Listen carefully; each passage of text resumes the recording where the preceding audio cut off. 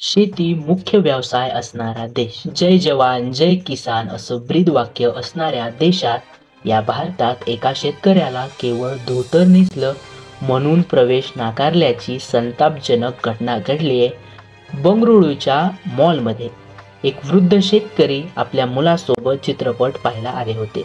केवळ धोतर आणि कुर्ता असा पेहराव आहे म्हणून मॉल प्रशासनाने त्यांना प्रवेश नाकारला. केवळ पोशाखावरून प्रवेश नाकारल्याची घटना घडली आहे बंगळुरूच्या एका मॉलमध्ये. राज्य सरकारने याची गंभीर दखल घेतली आणि मॉलच बंद करण्याचा निर्णय घेतलाय. कोणता आहे हा मॉल आणि नेमकी काय कार्यवाही या मॉलवर केली गेली आहे, काय मागणी होते, संपूर्ण माहिती आजच्या या व्हिडिओमधून पाहणार आहोत. नमस्कार, मी कृष्णा सोती. KRS मराठी चॅनलवर आपलं स्वागत आहे. कर्नाटकातल्या बंगळुरूमधील GT मॉलमध्ये एक कुटुंब मॉल आणि चित्रपट पाहण्यासाठी आलं होतं. हावेरी जिल्ह्यातील फकीरप्पा त्यांचं कुटुंब मॉलमध्ये निघाले होते.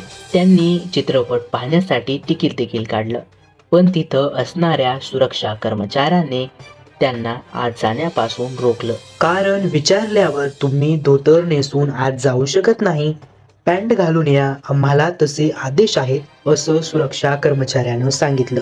या घटनेचा यांच्या मुलाने व्हिडिओ बनवला. त्यात असे कपडे घालून मॉलमध्ये जाऊ शकत नाही, मॉल व्यवस्थापनाचेच असे नियम असल्याचं सांगितलं. सोशल मीडियावर हा व्हिडिओ तुफान व्हायरल झाला आणि मॉल प्रशासनाविरुद्ध सगळीकडे तीव्र विरोध होऊ लागला.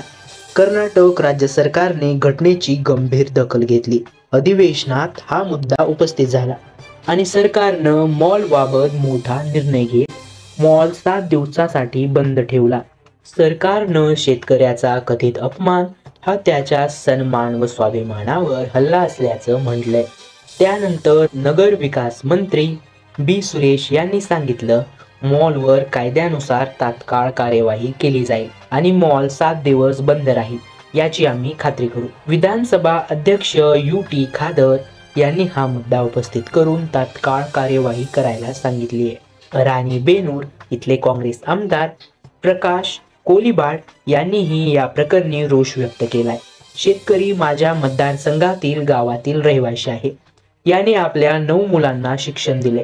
त्याचा एक मुलगा बेंगळुरू इथं MBAचं शिक्षण घेतोय आणि मुलाला वडिलांना मॉल पाहायला घेऊन जायचं होतं. शेतकऱ्याच्या पोशाखात असल्यामुळे त्याचा अपमान झाला. आता मॉल बंद व्हायला पाहिजे असं सांगत प्रकाश कोलिवाड यांनी ही मागणी केली आहे. एकीकडे सरकारनं मॉल बाबत हा निर्णय घेतला तर दुसरीकडे किसान संघानं आंदोलन करत विरोध केलाय. मॉल प्रशासनानं संबंधित शेतकऱ्याची माफी मागावी अशीही मागणी केली जाते.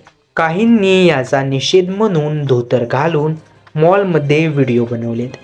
काही सेलिब्रिटींनीही याबाबत आवाज उठवत या घटनेचा निषेध केलाय. दरम्यान GT मॉलनं 2023-24 ची संपत्ती विवरण थकवलंय आणि कर भरला नाही. यामुळे मॉलवर ही कार्यवाही करण्यात आल्याचंही समोर येतंय. तुमचं या सगळ्या प्रकाराबाबत नेमकं काय मत आहे? तुम्हाला हा व्हिडिओ कसा वाटला हे कमेंटद्वारे नक्की कळवा.